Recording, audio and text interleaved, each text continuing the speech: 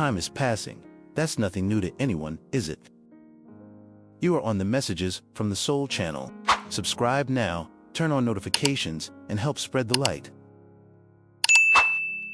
We all know that the clock continues its constant movement, that the days follow one another, that the seasons come and go. But the most important question, the reflection that truly matters, is not simply perceiving the passage of time. It is understanding the profound impact that this awareness should have on our lives, on our daily choices, on how we live each precious moment that is granted to us. Every day that passes is one less day here on earth. Every year that passes is one less year of existence in this physical body. In this current incarnation, this may seem frightening at first glance, but it is actually a divine invitation to awaken, to live with more presence, with more awareness, with more intentionality. This means that our choices today, every decision we make at this very moment, are literally building our tomorrow. The future self, the one you will be in 5, 10, or 20 years, depends entirely on the present self, on who you are being now, on the seeds you are planting today. Many of us have changed profoundly over the years, haven't we?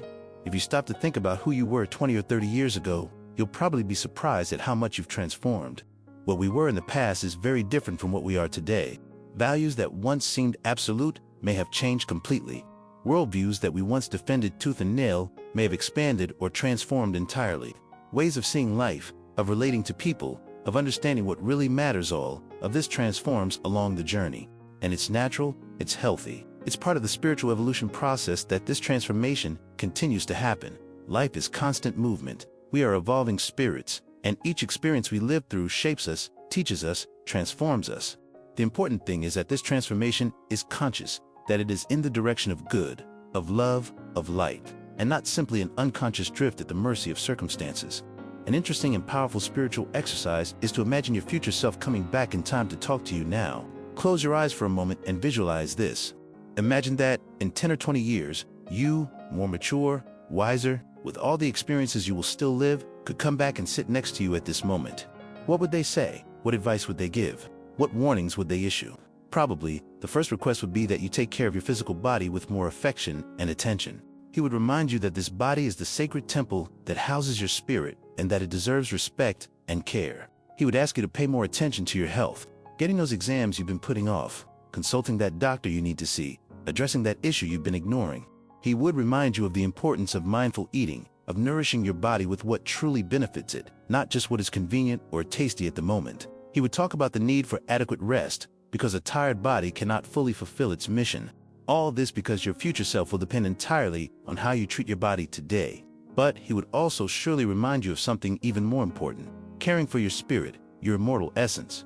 He would ask you to cultivate your faith, not just as an abstract concept, but as a living, daily, constant practice. That you nurture your good humor, your ability to smile in the face of adversity, your lightness of spirit that makes the journey smoother. He would speak about the vital importance of relationships, because in the future, when many other things lose their apparent value, the bonds of true love that you have built today will be your greatest treasure, your greatest comfort, your greatest wealth. Time passes for everyone, but some arrive in the future lighter, happier, more fulfilled, while others arrive burdened with regrets, resentments, and missed opportunities. The difference lies not in the time that has passed, but in how each person chose to live that time. Your future self would surely say urgently, read more, expand your mind, seek knowledge and wisdom, live new experiences, even if they scare you a little at first. Open yourself to the world and to people. Don't close yourself off in your comfort zone. Don't let yourself be imprisoned by paralyzing fear or old anxieties that no longer make sense. Take risks in love, in friendship, in new projects, in new paths. Because if the present is lived with excessive fear, with self-imposed limitations, with doors closed to the opportunities that life offers, the future will inevitably be harmed. It will be less than it could have been. It will be full of those what-ifs that hurt the soul so much. How many times have you heard someone older say, if I could go back in time, I would have done things differently? But the wonderful truth is that you don't need to wait until you're older to have that awareness. You can act now. You can make the choices today that your future self will be immensely grateful for. This profound exercise shows us something fundamental. Time does pass. Yes, that's inevitable and part of the divine plan. But how we interact with that time, how we use it, how we fill it, how we make it an ally in our evolution or a silent enemy that leads us to regret that is in our hands.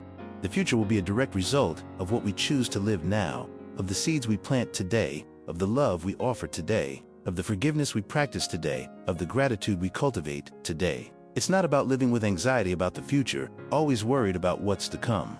It's about living in the present with full awareness, knowing that this moment is precious and will not return. It's about making choices aligned with your deepest values, not with momentary impulses or external pressures. If you're putting off forgiveness, forgive now. If you're putting off a hug, give one now. If you're putting off a necessary change, start now. If you're putting off taking care of your health, take care of it now. If you're putting off nurturing your spirituality, nurture it now. Because time waits for no one, and each day that passes carrying these unresolved issues is an extra burden you carry, a missed opportunity to live fully. Your future self is watching you right now. They're rooting for you. They hope you make good choices. They trust that you will take good care of both of you because you were the same person, just at different points in your journey. Don't disappoint them. Don't disappoint yourself. Do what is right, what is good, what is love today. Live today with the awareness that you are building tomorrow with every breath, every thought, every action. Time is a divine gift, a precious resource entrusted to us. Use it wisely. Use it with love. Use it consciously.